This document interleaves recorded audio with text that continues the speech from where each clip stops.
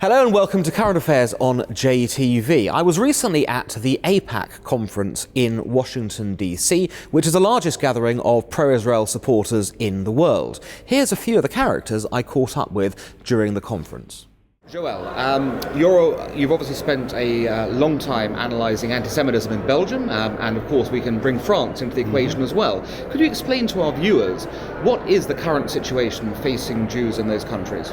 Well, since 15 years, since the outbreak of the Second Intifada, there is a serious rise of anti-Semitism, which is the contemporary anti-Semitism, which has another name, anti-Zionism. And we are facing a situation where today in France or in Belgium, it's difficult for a Jew wearing a kippah walking in the street. Even the chief rabbi of both countries asked to Jews wearing a kippah to hide it. So it's quite a serious situation. And more serious is the fact that in Belgium or in France, those last year, Jews were killed because they were Jews. It happened in 2012 in Toulouse with the terrorist attack against the Jewish school. Then 2 years later in the Jewish Museum of Brussels. Then in 2015 in Paris against the Jewish supermarket, the kosher supermarket. So that's the most serious incident. But besides that, the incident which are not making the headlines, we see an explosion really of anti-Semitic incident. In Belgium, for instance, before 2000, there was no statistic because we could count the anti-Semitic incident, annual anti-Semitic incident on the fingers on one hand. Today it has three figures, three numbers each year. So it's very serious. And the consequences of this is that Jews are starting to leave their country from Belgium, from France and other European countries to go to places where they feel more secure, to Israel, to US, to Canada.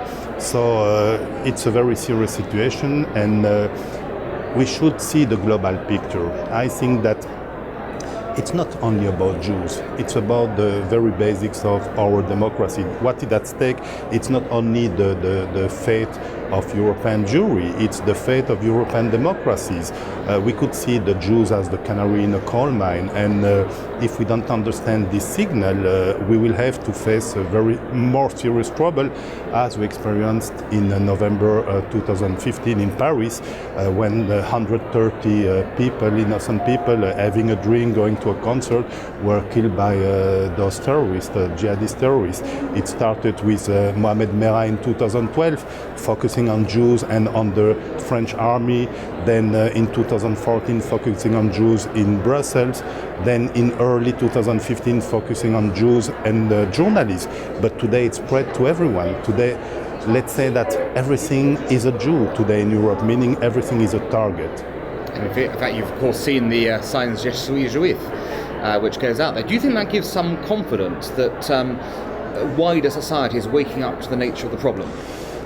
Well, I think it's too little too late. So I would like to be confident, but I need to be honest to the viewers. I think it's too little too late, and I think that Europe is waking up today, but it could be on the wrong way.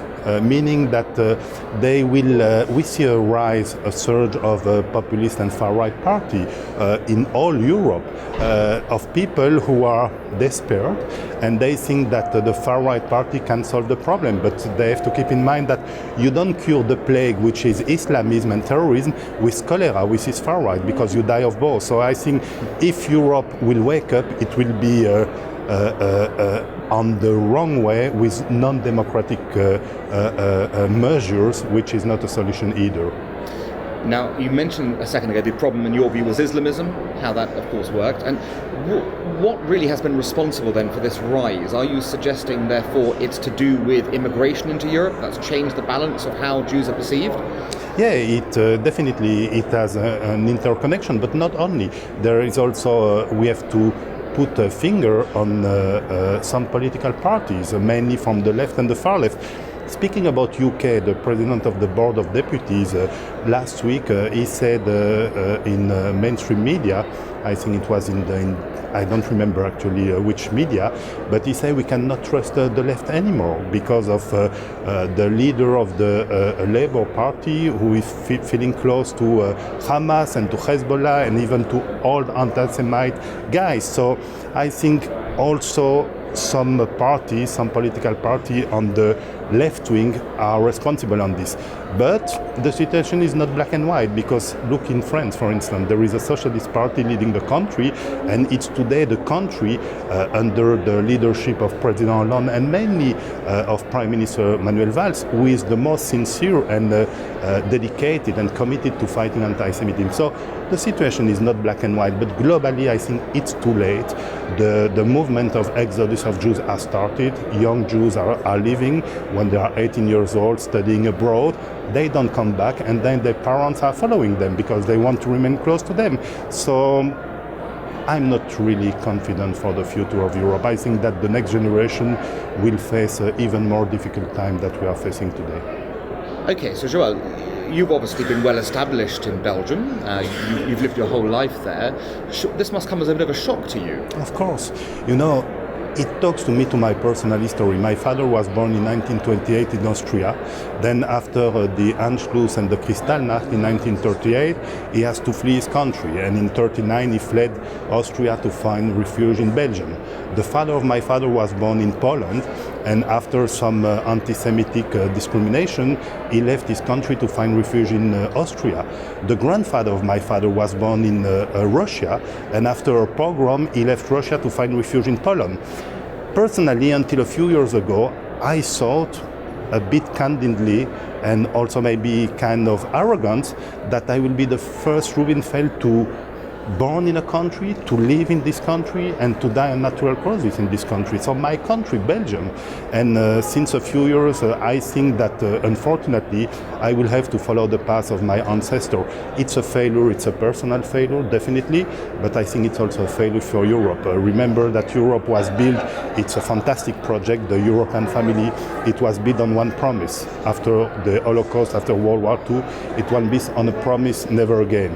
Today we see again that in Europe, Jews are killed because they are Jews, and also that you have some political party from the far left, from the far right, who are putting a flame on the fire.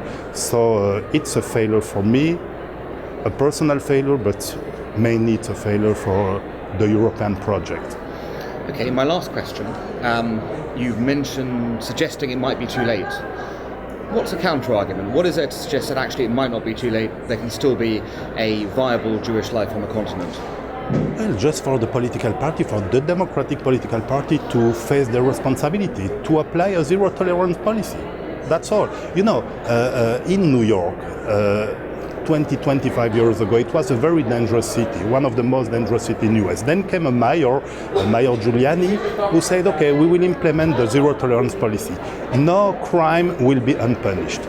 And so it totally changed the life in New York. And today you can walk in New York in midnight, relax, you will not be attacked.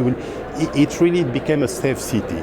We need to transpose this model of the zero-tolerance policy to Europe, meaning that, for instance, in Brussels, in my city, when there is a conflict in the Middle East, 3,000 kilometers away, the next day you have demonstration in the street, people shouting in Arabic, Eid Bachal Yahoud, meaning kill the Jews, or having banners supporting terrorist organization, and with some anti-Semitic messages. Those people, we have laws in Belgium, we have laws in France.